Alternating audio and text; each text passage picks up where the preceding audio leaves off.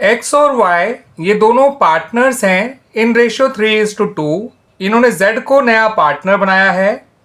Z ने 1/4 of share लिया है एक्स से और 3/16 शेयर उसने लिया है वाई से। आपको यहां पर नया रेशियो निकालना है और सैक्रिफाइसिंग रेशियो निकालना है। नया रेशियो निकालना है of X Y and Z and sacrificing ratio निकालना है ऑफ एक्स एंड वाई। ठीक है स्टूडेंट्स, अब यहां पर एक चीज का ध्यान रखिए स्टूडेंट्स, यहां पे आपको जेड का शेयर नहीं दे रखा है। यहां पे आपको यह जरूर बता रखा है कि उसने अपने शेयर का 1/4 किससे लिया है, एक्स से, और हमें यह भी बता रखा है कि उसने एग्जैक्टली वाई से कितना लिया है। ठीक है स्टूडेंट्स, हमें यहां पता है कि उसने वाई से एग्जैक्टली 3/16 शेयर लिया है। ठीक है, अब हमें यहां पर सबसे पहले जेड का प्रॉफिट शेयर ढूंढना होगा, उसके बाद ही हम नया रेशियो और सैक्रिफाइसिंग रेशियो निकाल पाएंगे। तो जेड का प्रॉफिट शेयर कैसे आएगा पहले वो देख लीजिए। तो स्टूडेंट्स यहां पर एक बात ध्यान रखिएगा कि since Z takes 1/4 of a share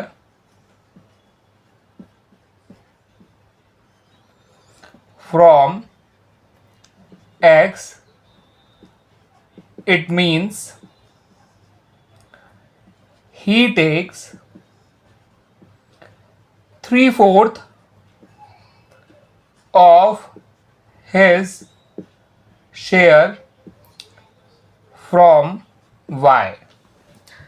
क्योंकि वो अपना प्रॉफिट शेयर सिर्फ दो ही लोगों से टेक ओवर कर रहा है, तो अगर उसने अपने शेयर का 1/4 एक्स से लिया है, इसका मतलब होता है कि उसने अपने शेयर का 3/4 वाई से लिया होगा।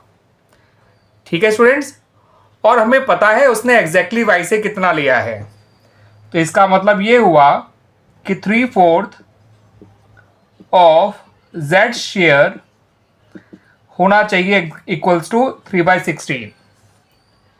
इससे आप जेड का शेयर निकाल सकते हैं। ये निकल कर आएगा 3/16 मल्टीप्लाइड बाय 4/3। सॉल्व करेंगे तो जेड का शेयर आ जाएगा 1/4। तो स्टूडेंट्स हमें यहां पे जेड का शेयर मिल गया जो कि है 1/4। अब ये क्वेश्चन बिल्कुल सिंपल हो गया है। अब आप बता सकते हैं कि उसने एग्जैक्टली एक्स से कितना लिया है, और हमें पता तो है ही कि उसने एग्जैक्टली वाई से कितना लिया है। तो स्टूडेंट्स यहां पर एक्स का सेक्रीफाइस निकल कर आएगा 1/4 ऑफ 1/4 जो जेड का शेयर है, 1/4 ऑफ जेड शेयर जो कि खुद 1/4 है। तो एक्स का सेक्रीफाइस आ गया 1/16। वाई का सेक्रीफाइस आपको क्लियरली दे रखा है 3/16। अब रही बात नए शेयर की, तो एक्सेस न्यू शेयर आएगा उसका पुराना शेयर जो कि 3/5 है माइनस उसका सेक्रीफाइस जो कि 1/16 है। ठीक है स्टूडेंट्स, एलसीएम 80 आएगा, 5 16 जा 80, 3 16 जा 48, 16 5 जा 80, 1 5 जा 5, ये आ गया 43/80। y का नया शेयर आएगा 2/5 माइनस 3/16। सॉल्व करेंगे स्टूडेंट्स तो ये आएगा एलसीएम 80, 5 16 जा 80, 2 16 जा 32, 16 5 जा 80, 3 5 जा 15, ये आ गया 17/80।